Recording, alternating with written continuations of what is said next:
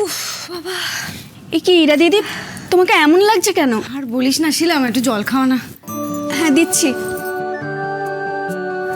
বাবা, সেই কত দূর থেকে হেঁটে আসছি জানিস। এই নাও ইরা দিদি। হ্যাঁ দে। সকাল সকাল 180 টাকা ট্যাক্সি ভাড়াতে বেরিয়ে গেল। গায়ে লাগে না বল? আমি 8 টাকা দিয়ে বাসে করে সারা দুনিয়া ঘুরে আসি, আর সেখানে আমার মনে হচ্ছে কি বলতো, পুরো মাসের টাকাটাই বেরিয়ে গেল। আর এত দূর, মানে এত সময় লাগবে সেটাও বুঝতে পারিনি। আর রুষারা আজকে আসেনি গান শিখতে কেউ? হ্যাঁ ওরা তো এসেছিল, গান শিখে চলে গেছে তো। গান শিখে চলে গেছে? কে? ভালো মা? একটা দিন না হয় তোর বদলে তোর ভালো মাই গান শেখালো।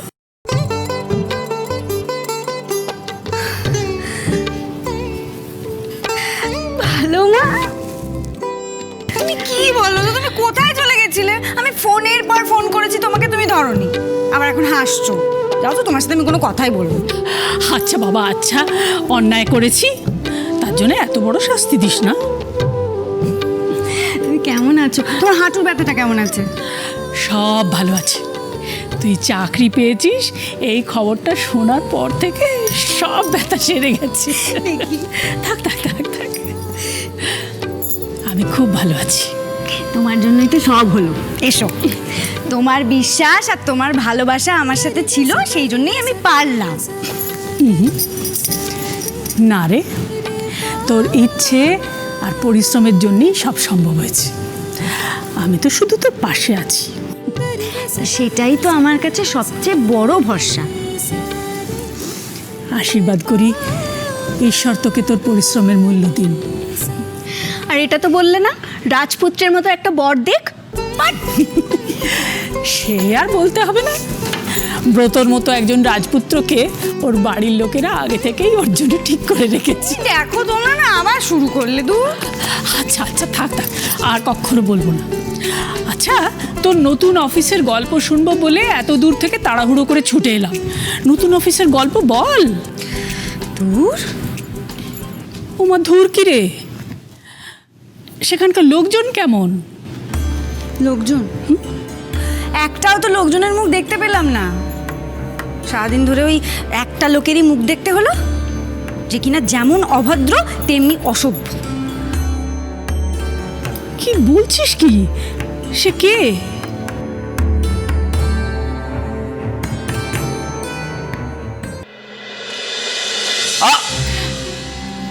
আকাশ, খুব লাগছে? না ঠিক আছে। আরে ওর লাগলেও কি ও মুখ ফুটে বলবে ভেবেছিস নাকি সে কথাটা? হ্যাঁ মা, যা বলেছ। সাইট ম্যানেজার ফোন করে না জানালে আমি জানতেই পারতাম না ও এরকম কাণ্ড বাঁধিয়েছে। মিস্টার নন্দী কার পারমিশনে তোকে এটা জানিয়েছে? হ্যাঁ, আমি কালই ওনার ব্যবস্থা করছি। ব্যাস হয়ে গেল। আকাশ, তুই এরকম হম্বিতম্বি করবি না তো। এরকম একটা কাণ্ড বাঁধিয়েছিস, মিস্টার নন্দী সেটা আমাদের জানাবে না? মানুষ হিসেবে ওনারও তো একটা দায়িত্ব আছে নাকি? আচ্ছা আকাশদা, তুমি আমাদের কি ভাবো? তুমি এভাবে পা মুচকে একা একা হোটেলে চলে যাবে আর আমরা সেটা হতে দেব? আসলে কি বলতো, ও তো আমাদের নিজের লোক বলে ভাবাই না।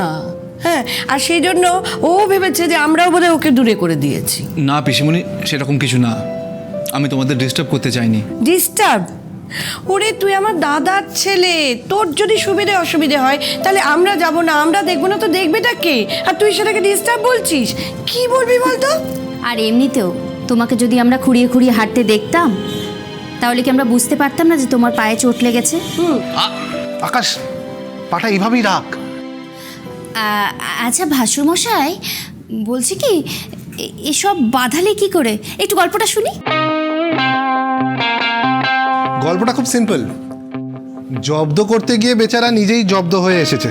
অভিক, তুই এই বাজে কথা বন্ধ করবি? বাজে কথা? তাহলে সত্যি কথাটা তুই বল।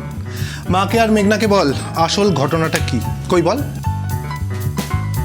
ছি ছি ছি ছি ছি। এরপর আমি আমার মুখটা দেখাবো কি করে বলো তো? হ্যাঁ, আমার দাদা বিদেশ ফেরত, এরকম ডাইনামিক হ্যান্ডসাম বিজনেসম্যান, শেষে ধপাস। Abhik, stop this nonsense. দূর ননসেন্স। তুই একটা মেয়ের কাছে হেরে গেলি। অভিক, ওটা একটা অ্যাক্সিডেন্ট ছিল, ওকে? তাহলে এটা কি? এটা আবার কি? আমার দাদাকেই জিজ্ঞেস করো। কি আকাশ? বল, ওর পিএর বানানো সাইট রিপোর্ট ফার্স্ট টাইম বানিয়েছে, সব ঠিকঠাক। কি আকাশ, কোয়াইট ইমপ্রেসিভ, কি বল? আমি জানি না। এই দেখো দেখে, আরে তুই না সত্যি দিলি তো ছেলেটাকে রাগিয়ে। কি করিস বলতো? পিসুমণি, তোমার ছেলে অলওয়েজ ওই মহিলার সাপোর্টে কথা বলে।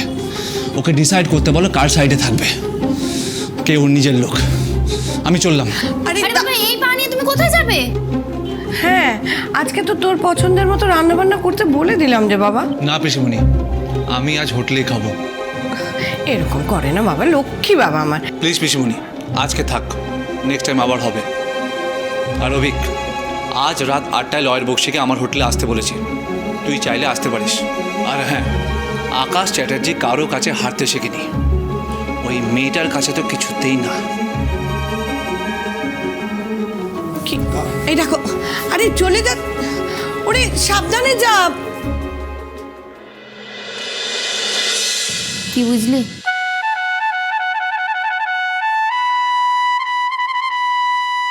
উনি ভেবেছিলেন উনি আমাকে নাকানি চোবানি খাওয়াবেন, উনি আমাকে হারিয়ে দেবেন, মানে পরে নিজেই হতভম্ব হয়ে গেছে। মানে উনি না ভালো মা স্বপ্নেও ভাবতে পারেননি যে আমি কাজটা কমপ্লিট করে দেবো। ভারী মজার মানুষ তো। তোমার ওনাকে মজার মানুষ বলে মনে হলো? সাংঘাতিক মানুষ। যা, যা কি বলছো ভালো মা? আমি তো বলছি, আমি তোমাকে বোঝাতে পারবো না। মানে ও হচ্ছে, ওর কিচ্ছু পছন্দ না, মানে আমাদের দেশের কিচ্ছু ওর পছন্দ না। ওকে একটা টপিক দিয়ে দাও, মানে ধরো তুমি ওকে বললে রাস্তা, এবার রাস্তা নিয়ে, মানে আমাদের দেশের রাস্তা নিয়ে কোথায় কি কতটা খারাপ সেটা নিয়ে একটা রচনা লিখে দেবে। তারপর ধরো তুমি ওকে বললে ওয়ার্ক কালচার, ওরে বাবা সেই হাতে তুড়ি মেরে মেরে এমন করবে, মানে সেটা একটা হচ্ছে দেখার মতন জিনিস হবে। না আমি খালি একটা জিনিসই ভাবি জানো তো ভালো মা, যে উনি এই দেশে ফিরলেন কেন, কেন ফিরলেন? মানে তুই বিদেশে ছিলিস, বিদেশে থাক, আমরা তো আর বলিনি আসুন আমাদের দেশে আসুন, এসে নিন্দে করুন। আর ভালো মা তুমি ওর পিটানি যদি দেখতে, মানে উনি মিনারেল ওয়াটার ছাড়া খাবেন না, আর লাঞ্চ কি করবেন? অ্যাপেল, সেটাও আবার ওই মিনারেল ওয়াটার দিয়ে ধুয়ে মুছে দিতে হবে। কি দিয়ে মুছতে হবে? না টিস্যু দিয়ে। আর এই সব জিনিসগুলো উনি ওনার ব্যাগে ক্যারি করেন। ভাবো। আচ্ছা, ওই লোকটাকে আমাকে দেখাবে গো? না রে, ওই লোকটার সাথে দেখা হলে না দিনটা খারাপ যাবে জানো ভালো মা, মানে ওর মুখে যা আসবে তাই বলবে। মানে এত বড় আসপর্দা ওই লোকটার, ও তো আমাকে জানায় তাই তো বলেইছে মিডল ক্লাস বিকিরি এই ওই সব, তার উপর ও আমার বয়স নিয়ে কথা বলে, তুমি জানো? আমি কি ওকে কোনোদিন জিজ্ঞেস করেছি যে আপনার বয়স কত? ওনার বয়স তো বোধহয় 40 ছুঁই ছুঁই। আমি বলেছি আয়নায় গিয়ে দেখুন নিজের মুখটা, আমাকে বলতে এসছে। আমি ওনাকে জিজ্ঞেস করেছি যে আপনার কেন এখনো বিয়ে হয়নি?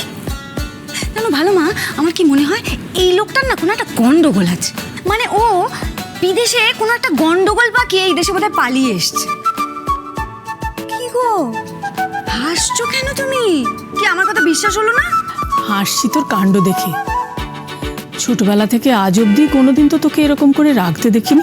এই মানুষটার উপর রাগ ছাড়া আর কিচ্ছু করা যায় না, বিশ্বাস করো। মাথাটা ঠান্ডা কর। পৃথিবীতে সব মানুষ একরকম হয় না, এক একজন এক এক রকম। তাই বলে তুই নিজেকে পাল্টাবি কেন? তার চেয়ে বরং তোর ভালোবাসা দিয়ে সব কিছু সহজ করে নিতে চেষ্টা কর। ওনার রাগ জেদ সব তোর ভালো দিয়ে বদলে নে। একটা কথা কি জানিস? ভালোবাসায় সব মানুষকে জয় করা যায়, ভালোবাসায় বদলায় না এমন মানুষ নেই। যে লোকটার মধ্যে কোনো মানবিকতাই নেই, যে সারাদিন খালি টাকার অহংকার করে, তাকে তুমি কি ভালোবাসা বোঝাবে বলো? ওর সাথে তুমি যতই ভালো ব্যবহার করো, যত ভালো কথা বলার চেষ্টা করো, ও ওর জায়গায় ঠিক থাকবে, মূর্তিমান অশান্তি। আচ্ছা আচ্ছা, সে না হয় বুঝলাম, কিন্তু তুই তার উপর এত রেগে গেলি কেন? না ভালো মা, ভালো মাকে এখন যদি বলি লোকটা আমাদের বাড়ি নিয়ে টানাটানি করছে, তাহলে ভালো মা তো আবার চিন্তা করবে। না না থাক, আসল কারণটা বলার দরকার নেই। চুপ